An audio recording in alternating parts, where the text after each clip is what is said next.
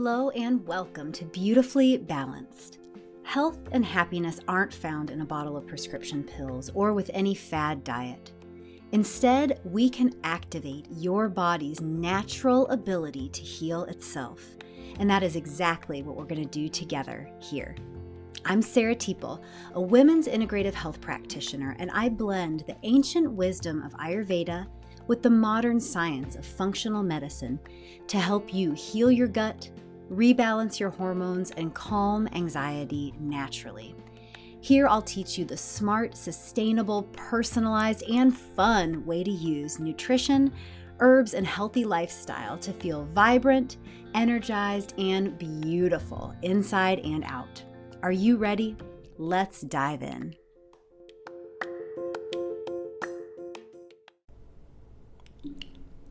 Hello and welcome back to this special bonus episode of Beautifully Balanced. I'm so glad to have you here.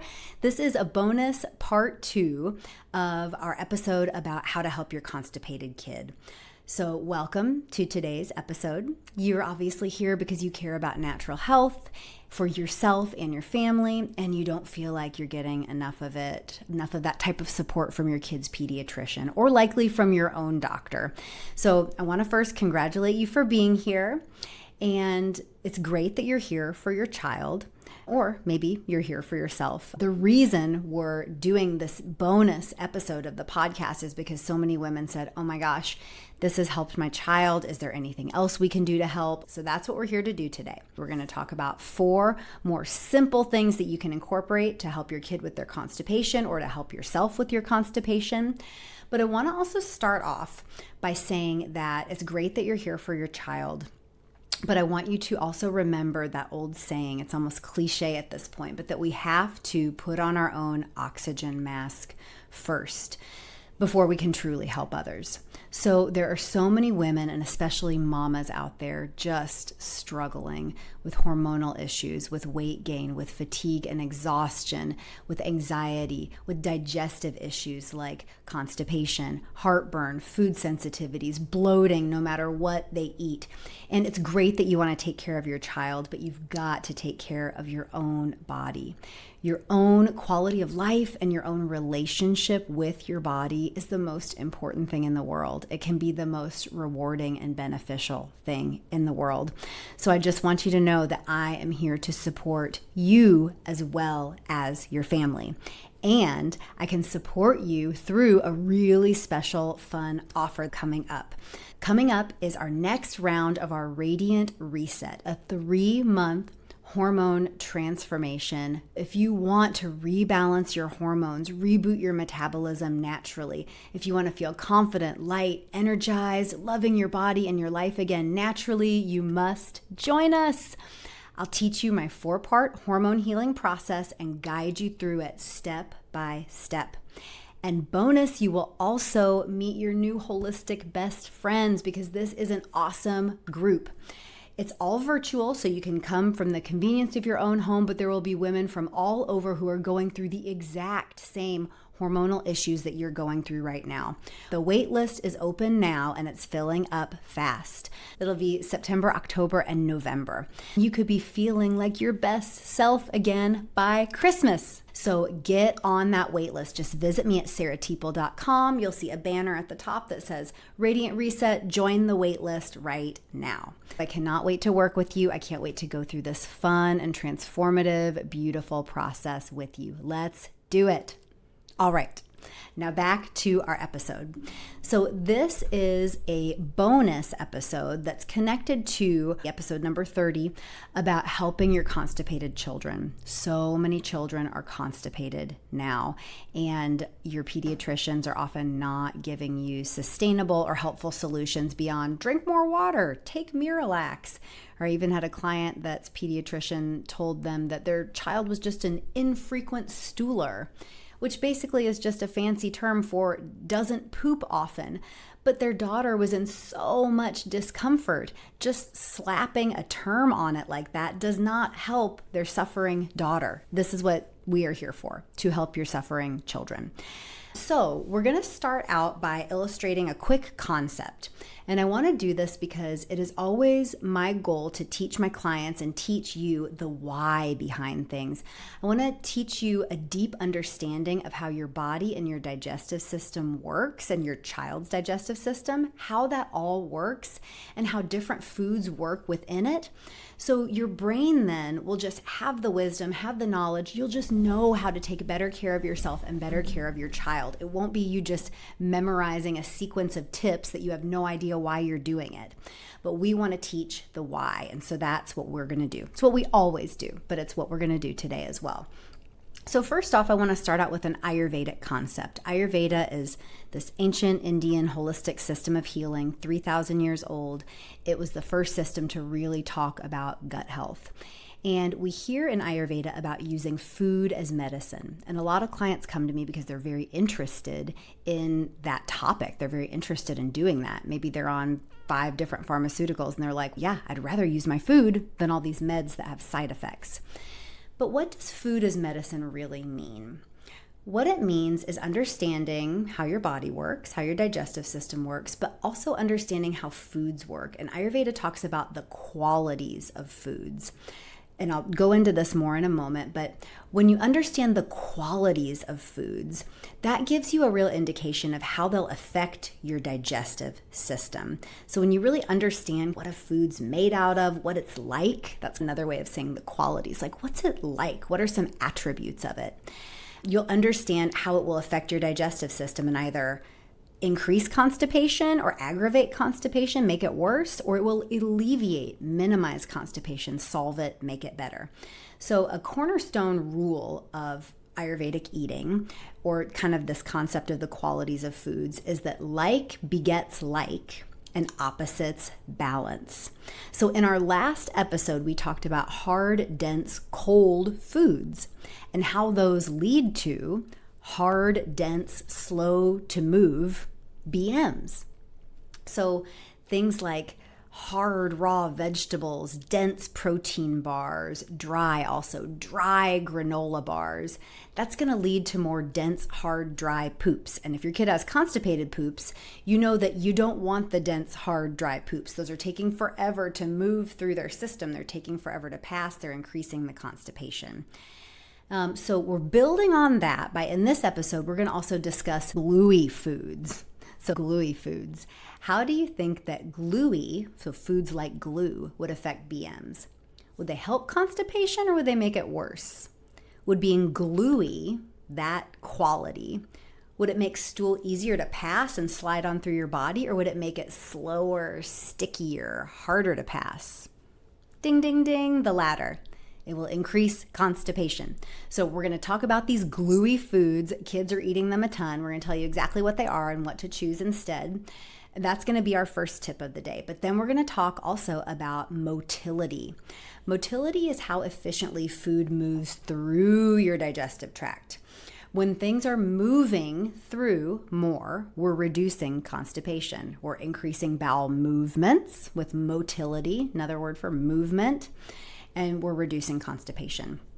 So then last but not least, I'm going to introduce my 4 steps to make healthy food taste better, taste great for your kids. This is a game-changing healthy kid concept and is awesome for any picky eaters out there. That's why this is actually going to be a whole different podcast on its own, but it's just coming out really soon. So don't you worry, but I'm going to start introducing that concept. And it's also really going to help with your constipated kid. So first, tip number 1 of our bonus constipation tips: reduce gluey foods. Gluey foods are things like white bread, crackers, mostly things made from white flour. I think about like pancake mix and waffle mix and like a store-bought white flour muffin that's got this super refined white flour in it, probably also some refined white sugar, but it's also very gluey. Gluten, the term gluten, which now everyone thinks they need to be gluten-free, that's not necessarily the case unless your child has celiacs. And I mostly say you don't need to be gluten-free because a lot of the time what people will do is they'll just go out and buy gluten-free processed food, but still processed food. And that contains different powders that are also gluey. Tapioca starch, potato starch, different gums, guar gum, xanthan gum. These are in gluten-free processed foods, and they act like a glue, and glue binds.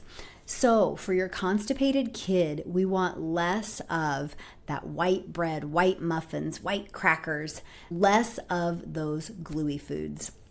Better choices when it comes to grains. So essentially these are processed grain foods because white flour is processed wheat flour. So what to do instead? Choose some whole grains. You got your rice, you got your quinoa, you've got things that people don't use as much, but like buckwheat, amaranth, millet, but more whole grains. And for snacks, instead of always doing processed white crackers, white breads, we can do whole fruit, a banana, an orange. We want to minimize things like nuts for our constipated kid. That was in the last episode. But just think about where these gluey foods are getting into your kid's diet. And we want to just choose more real food, healthy things. So this sort of ties in with the tip from last episode, which was just less processed foods. But I wanted to talk about the gluey foods in and of themselves, because I think once you understand that quality of gluiness, I've never said gluey so many times in a row, but I think, Mama, once you understand that, you understand why that is really not helping. And then you might be really motivated to make a different choice. You could, as far as breads, we could try choosing like a whole grain bread, or even a sourdough bread, or just less bread. Maybe your kid has one slice of bread a day now instead of a sandwich for every meal and toast. And so just a little bit less of the gluey foods. So the second tip, and this is all about getting your child's bowels moving more regularly. This is a bowel motility trick. Remember, motility is just another word for movement. But this is to focus on meals over snacks. So this is so important because we really want 3 healthy size meals a day, plus snacks if your child's hungry in between, and most kids are, and that's great. So I'm not telling you not to give your kids snacks. I'm just saying to prioritize the meals over snacks, and this for many reasons, but first I'll tell you about the bowel motility reason. So when we're just munching and grazing all day, or when our children are munching and grazing all day, we never really build up the volume of food to have a sizable, healthy bowel movement. For that to happen, we really need meal, like full meal, a little bit of rest for our bowels, maybe a little snack, but then full meal, a little bit of rest, and that creates bigger sort of volumes of food, and not a huge volume. We don't want to overeat, but at least a sizable volume of food moving through the digestive tract, and then it will all eventually go through the large intestine. Goes through your stomach, small intestine, large intestine, then it all parks in your or your child's sigmoid colon. That's like the poop storage container. And we have to have enough in there for it to move out in a healthy bowel movement. But if we're just having like little bits of grazing all day long, especially grazing with gluey foods all day long, you're never going to get that volume to have a big, healthy bowel movement. So prioritize meals over snacks.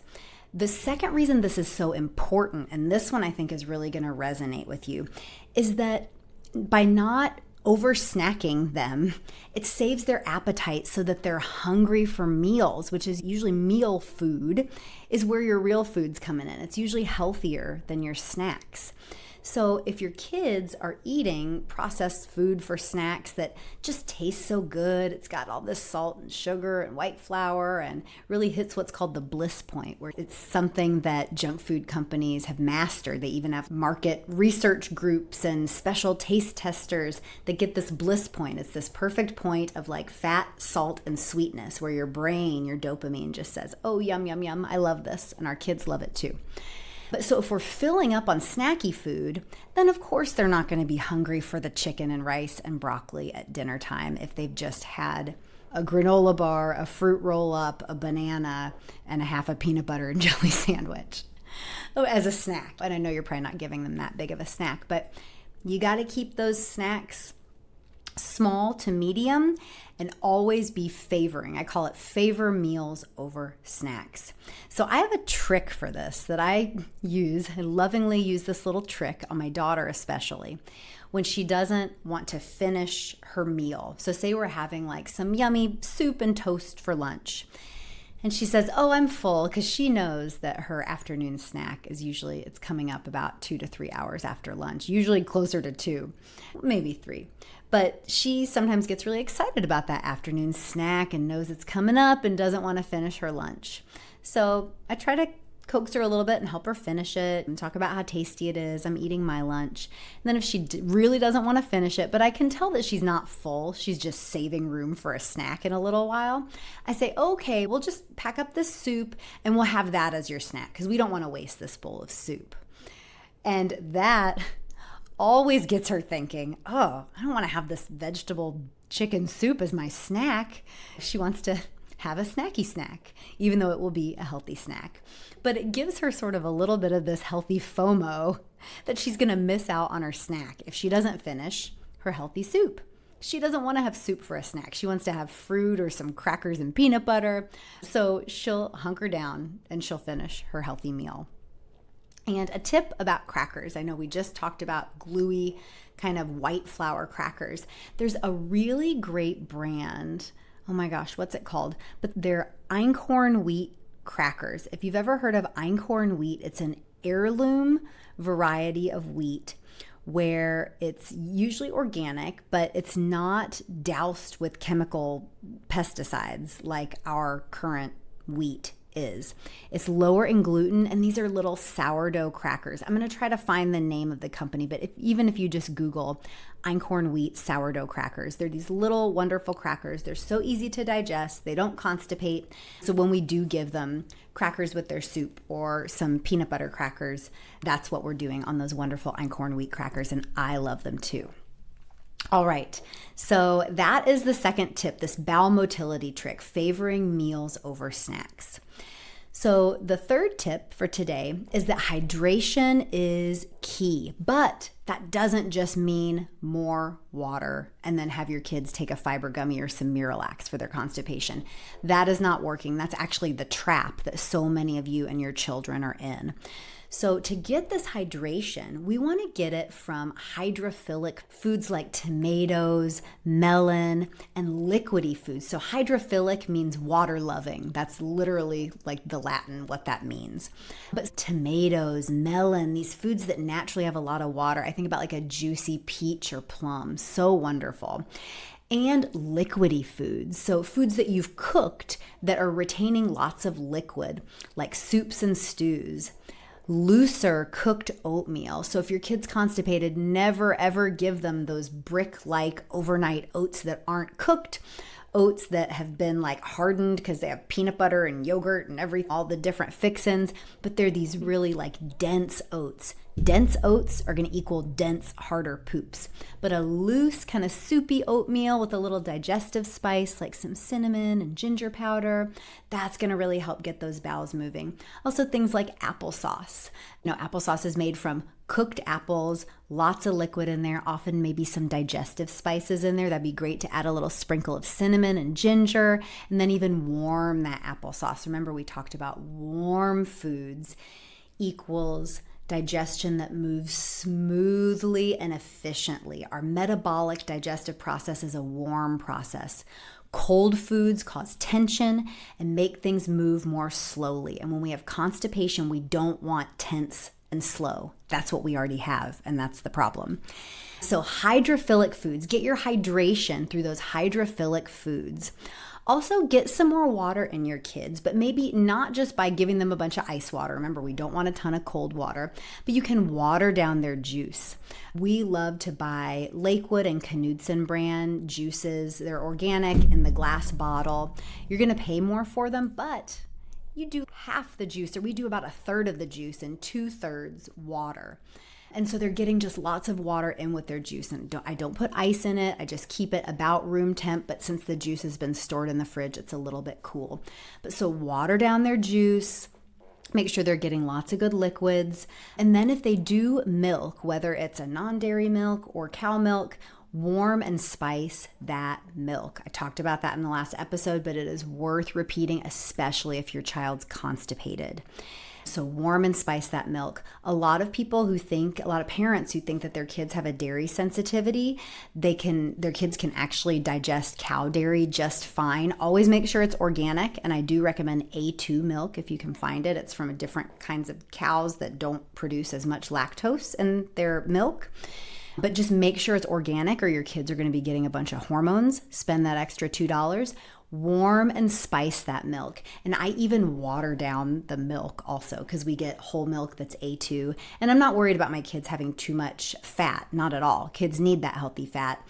But our kids seem to be maybe a little bit lactose sensitive when they were younger. But I do think that cow milk is healthier in a lot of ways if it's high quality and organic than a bunch of these milk substitutes that have the different gums, different additives, lots of times sugar, and are essentially a much more processed food. So if you have questions about that, just let me know. I know that's its whole other ball of wax, but it's worth starting to explore that. So warm and spice their milk. With the kids' milk, I do probably about a third whole milk and a third I just boil water on the stove in a kettle. And then put about 2/3 of water in there, some ginger powder, some cinnamon powder, a little bit of local honey, a little teeny dab of sea salt, or not sea salt, Redmond rock salt. We'll talk about that later on a different episode. And that just makes the milk really easy for them to digest. And it tastes so good. Wouldn't that taste wonderful? Absolutely. All right. And then smoothies. Keep smoothies simple. So this is just all about different drink tips. Keep smoothies simple and bring them closer to room temp.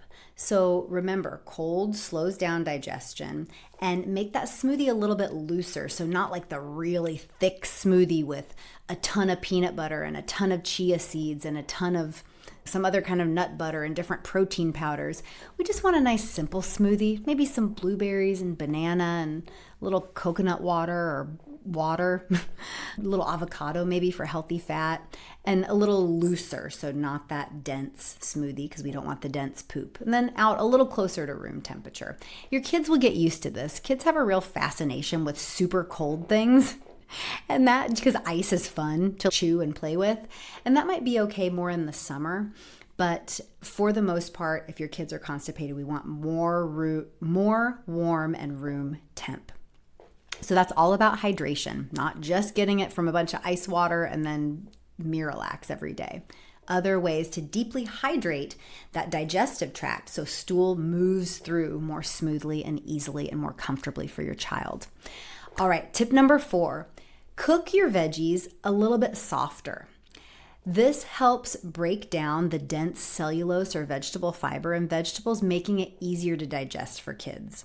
So sometimes kids will say they don't like veggies like broccoli or cauliflower, but this might actually be because they don't make them feel well, especially if those vegetables are more al dente. That's just really hard. That vegetable cellulose, vegetable fiber takes a lot of chewing to break down those cell walls, and lots of veggies like the broccoli, cauliflower, Brussels sprouts, those are called cruciferous vegetables. They contain a lot of sulfur and they can cause a lot of bloating and gas in the stomach, but maybe your kid doesn't have the vocabulary to tell you that, oh, my tummy hurts. I feel like bloated, like there's uncomfortable air in my digestive tract. They just say, yucky, I don't like it. So cook those foods softer. We even cook our carrots a little softer, zucchini and squash a little softer. And that's also a nice way to retain some moisture. I say when you're roasting vegetables, always roast them covered to retain moisture. That's an excellent way to make your cooked veggies more hydrophilic. Remember, water loving. Keep some moisture in there, moisten up that digestive tract, because like begets like and opposites balance. So more moisture, more warmth in that digestive tract is going to equal more moist, easy to pass poops that are moving through your kid's digestive tract more easily and comfortably. Yay! So those are our 4 addendum bonus tips for your constipated kid or your constipated self. And next week, we are going to talk all about how to make healthy food taste great. This is going to be wonderful for your constipated child, but also wonderful for any picky eaters.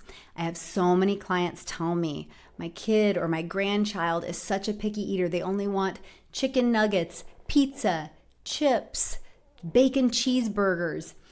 So we are going to talk about how to make your home-cooked food simple, but really healthy so your kids are actually going to want to eat it. This is a huge game changer. So definitely stay tuned, and please share this episode with another mama or another parent who you know that their child is struggling with constipation.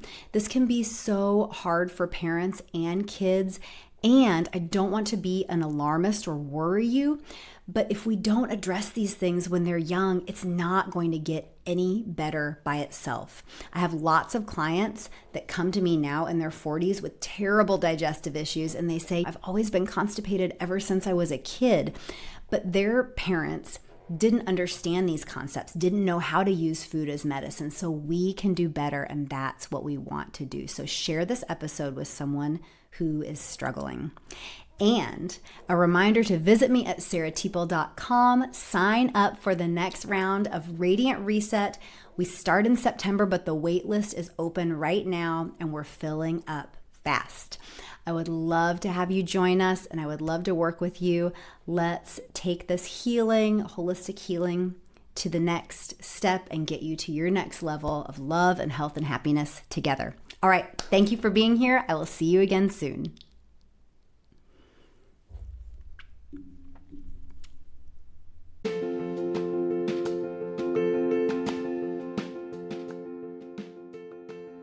Thank you for being here with me today. Remember, you can feel your best naturally. Just try one new thing a week that you learn here and watch your body and life transform. And if you're ready to take this to the next level, learn your dosha, get your personalized holistic plan, and live beautifully balanced, you've got to come see me at sarahteeple.com. That's SARAHTEEPLE.com. There you can learn about how to work with me one-on-one or book a free holistic chat and just tell me what you're working on. I love to hear from you and help you live your best life. So until next time, be well. Oh, and if you love this conversation, please rate and review our podcast. That really helps more people find natural healthcare options. Thanks again, and see you soon.